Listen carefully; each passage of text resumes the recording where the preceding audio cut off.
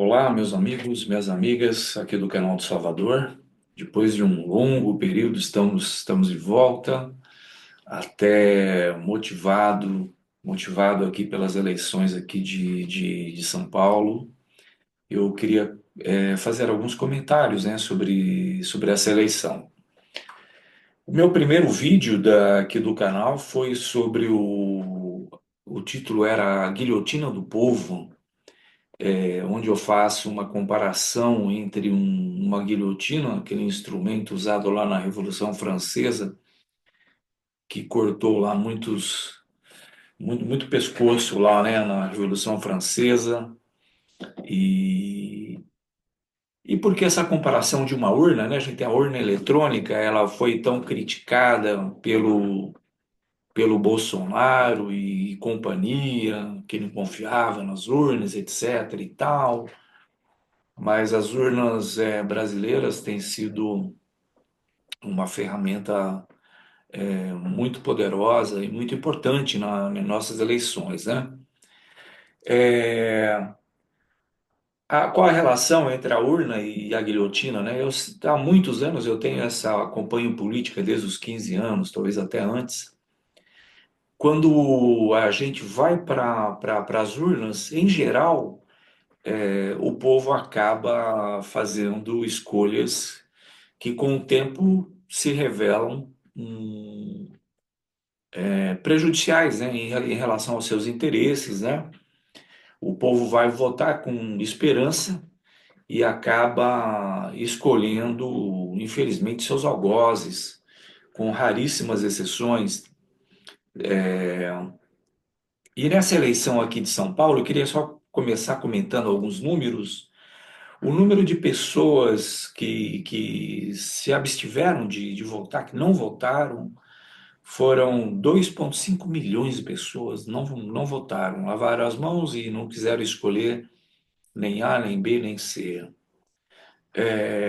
Entre os votos brancos e nulos, nós tivemos quase 665 mil votos entre brancos e nulos. E 2,5 milhões de que não votaram é um número elevadíssimo, né? Eles comparam lá com o tempo das eleições durante a pandemia. E os três, assim, teve uma coisa inusitada nessa eleição, que a gente teve três candidatos praticamente com a mesma quantidade de votos. Eu confesso que eu nunca vi isso, né, em eleições que eu acompanho já há muito tempo. Basicamente, cada candidato, o Nunes, Boulos e o M de Meliante, quer dizer, de Marçal, eles tiveram cerca de 1 milhão e 700, 1 milhão e 600 e poucos mil votos. É, a diferença entre eles foi mínima, né? Isso foi até o final. Realmente eu acho que os três aí devem ter coração muito forte, né? Porque nenhum dos três corações pararam. Mas foi assim uma vitória. O Boulos e o Nunes realmente foi uma diferença mínima, né? Bom, muito bem. E agora, o que que nós temos pela frente? Vou falar sobre vários assuntos aqui, mas, bom, estamos agora no segundo turno, uma disputa nessa eleição nós tínhamos dois candidatos bolsonaristas, né? O Nunes e o Marçal. Esse horror que é o bolsonarismo, não vou falar com meias palavras, né? Se vocês olharem nos outros vídeos, vocês vão ver por que que eu penso isso. Tem um aqui que fala que bolsonarismo aberração, é uma aberração, né? Eu não vou gastar tempo com isso. Agora, a gente tem agora, vamos falar daqui para frente do futuro, né? Qual a diferença dos projetos, né, do Boulos e do seu Nunes? Uma coisa importante é essa turma aí do Nunes, eles defendem as privatizações. Nós tivemos, por exemplo, privatização lá no passado de Vale do Rio Doce, né? Vale do Rio Doce. Antes da privatização da Vale do Rio Doce, nós não tivemos, que eu saiba, nenhum acidente, do tipo que tivemos aí em Mariana e outro acidente lá, acidentes em Minas Gerais, né? Empresas privatizadas e onde o único objetivo é o lucro, né? É o lucro e a destruição do meio ambiente, isso aí eles não entram nas contas. Então a gente já vê uma diferença de empresas privadas e empresas públicas ou estatais, né? E agora, bem recente, nós tivemos, eu não vou falar dessa da Sabesp, mas antes tivemos a privatização da Eletropaulo. Antes aqui nós tínhamos aqui em São Paulo, em vários lugares, lojas que você podia se dirigir e resolver os problemas, né? Uma das primeiras coisas que fizeram foi o fechamento de quase todas essas lojas de atendimento do público. Hoje você tem bem poucos pontos de atendimento e o atendimento é um caos, é um caos. Outra coisa que fizeram na Eletropaulo, mandaram embora, acho que quase 1.500, quase 2.000 empregados e durante as chuvas a Eletropaulo, a Enel, né, ficou sem mão de obra para atender. Eu aqui fiquei dias sem energia. Então, aqui no Brasil, quando se privatiza, aquela ladainha diz que vai melhorar, realmente é uma ladainha mesmo, né, que a gente vê só a piora na qualidade dos serviços e o aumento do custo. E agora o último, a privatização da Sabesp, e onde esse prefeito e esse governador chefiaram a privatização da Sabesp. Então, esses vereadores que nós elegemos, que o povo elegeu, né, aprovaram a privatização da Sabesp, e eu não espero coisas diferentes do que piora na qualidade do serviço e aumento no preço que a gente vai pagar, né? E para piorar, né, as coisas, a gente vê que esse time do Bolsonaro e desse prefeito e desse governador, eles parecem que odeiam o povo pobre, né? Por exemplo, a educação é uma coisa que eu me norteio muito em quem eu voto. Eu me pergunto que tipo de educação esse cidadão, essa cidadã defende, né? E a gente tem no governo do estado, eles, de uma certa maneira, privatizando, tirando o funcionário público do serviço público, né?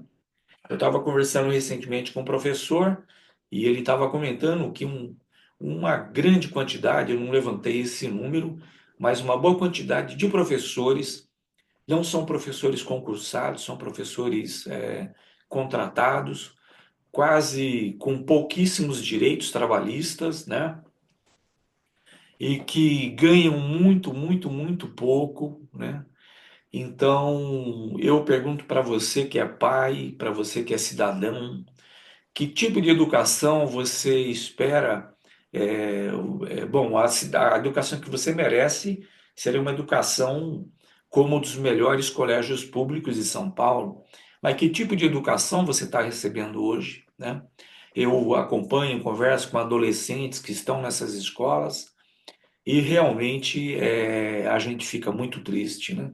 Um tipo de educação que não forma o cidadão, não dá condições para ele disputar um mercado de trabalho, sonhar com um trabalho de primeira linha, né? Porque a nossa elite, a nossa classe dominante, ela espera que o povo brasileiro, que o filho do pobre, vá trabalhar, no máximo como motorista de Uber, né? Vai pilotar bicicleta para fazer entregas, enfim, os piores empregos que existem na sociedade brasileira é para filho de pobre. E tá bom, né? Pobre vai sonhar em ir para a universidade. E as melhores vagas nas universidades públicas não serão ocupados pelos alunos que não são preparados, não que eles não sejam inteligentes, né? Mas não é dado condição para eles aprenderem e para eles terem um futuro. Então, nesse ponto, eu vejo que, por exemplo, o Boulos ele tem uma proposta muito melhor de valorização da carreira do professor, né? Não existe futuro, meu amigo, minha amiga, sem uma educação de qualidade para o povo, né? E não existe educação. Você pode fazer escola bonita, escola, enfim, com móveis legais, com computadores. Se não tiver professor valorizado, professor que tenha salário decente, nós não teremos educação de qualidade, né? E assim, me espanta, né, ao ver, por exemplo, trabalhadores e gente pobre votando nesses projetos, né, de privatização, né, nesses partidos que representam os interesses da elite brasileira, porque a cada privatização dessas que nós temos, enche o bolso de dinheiro de meia dúzia de pessoas, né, e o povo fica com o resto, né? Então, a gente precisa ponderar muito. Outra coisa que eu vou refletir sobre essa eleição, que é muito forte em nosso meio o preconceito, o ódio contra os partidos de esquerda, né? Não só o PT, porque agora o prefeito aí é do PSOL, né? A vice é a Marta Suplicy, que agora voltou para o PT, mas o PT está em segundo plano. Mas o mesmo ódio, o mesmo preconceito que é dispensado pelo Partido dos Trabalhadores é contra o PSOL, talvez até mais grave ainda, né? É, Boulos ele tem lutou durante muitos anos aí com o MTST, né? Para moradia, para o pessoal de baixa renda, em geral invadindo imóveis que já estavam abandonados, cuja dívida de IPTU era maior do que o valor do imóvel. Então, é um militante que dedicou e dedica a sua vida para causas populares, né? Bom lembrar que o pai e a mãe do o Guilherme Boulos são funcionários públicos, né, defensores da saúde pública e trabalham até hoje. Então, dá para ter uma ideia da qualidade da família, de onde veio Boulos. Boulos é professor formado em filosofia, psicanálise, etc. Mas é assim, o cara é de esquerda, ele é odiado, né? E assim, eu entendo ricos, né, e poderosos odiando esse tipo de pessoa, né? Eu ficaria com o pé atrás quando eles estão agradando e dizendo que está tudo bem. Mas agora, pobres e trabalhadores odiando a esquerda, eu fico indignado, né? E eu sei porque isso é uma coisa que esses programas de policiais, durante anos, né, a nossa grande mídia, ela é contra as esquerdas, contra o progressismo, já há décadas, né? A Rede Globo foi contra, aliás, apoiou a ditadura militar, apoiou o golpe, né? Se enriqueceu, cresceu durante a ditadura militar, e todos esses outros canais de televisão, Folha de São Paulo, Estado, toda essa grande mídia, ela tem o rabo preso com o sistema financeiro, né? Então, eles ensinam o nosso povo a odiar, né? Tudo que vem da esquerda, tudo que é progressista, você foi, desde pequeno, ensinado a odiar. Basta você ver as reformas de educação, onde eles querem tirar a filosofia, tirar a sociologia, tirar a história, né? Para que você não entenda, né? A história e a razão de como, porque o Brasil está do jeito que está. Um exemplo, por exemplo, desculpa, mas um grande exemplo que ilustra isso, durante a pandemia 2019, 2020, você consegue imaginar quantos brasileiros teriam morrido se nós não tivéssemos o SUS trabalhando aqui no Brasil? Por exemplo, o vira-lata, o coxinha, gosta de falar bem dos Estados Unidos, né? Lá nos Estados Unidos, você entra para um médico para para ver um problema no ouvido, para tirar uma cerinha do ouvido, você já deixa lá US$ 300 lá, só para o médico olhar o seu ouvido, né? Aqui no Brasil você tem, graças ao SUS, ele não é perfeito, mas graças ao SUS você não paga um tostão, sai de lá com todo o medicamento e atendido, né? E aí eu vi recentemente o ídolo dos bolsonaristas, aquele babaca daquele Olavo de Carvalho, estava lá nos Estados Unidos falando mal dos comunistas, entre aspas, aqui no Brasil, metendo um pau no PT e tal. O cara passou mal lá, ficou muito doente. Ele veio para o Brasil para ser tratado aqui no SUS, sem pagar um tostão, e depois os amigos dele levaram ele de volta para os Estados Unidos e lá ele acabou morrendo, né?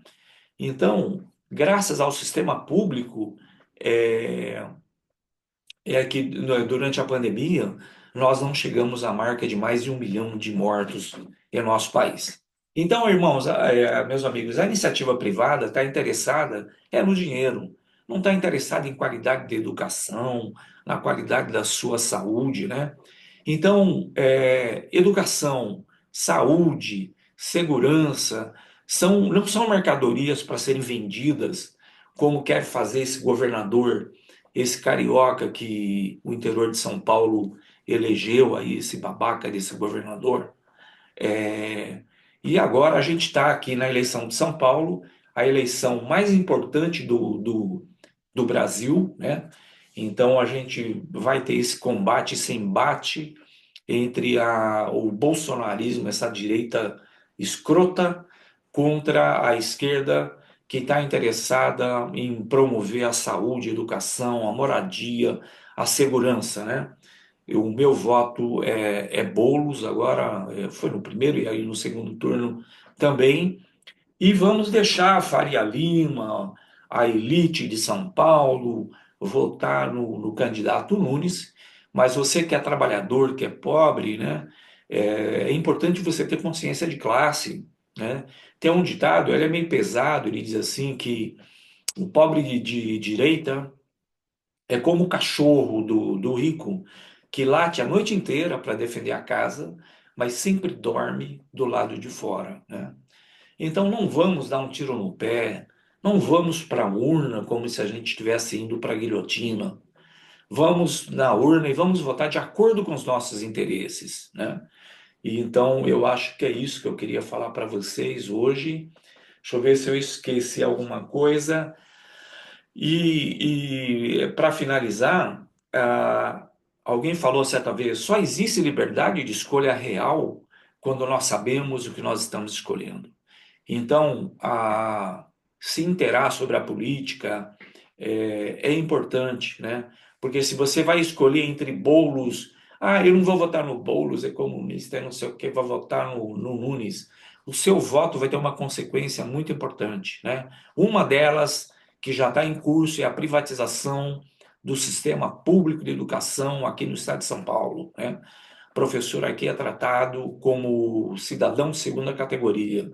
Então, põe a mão na consciência e, por favor, não ajuda na destruição da educação pública aqui em São Paulo.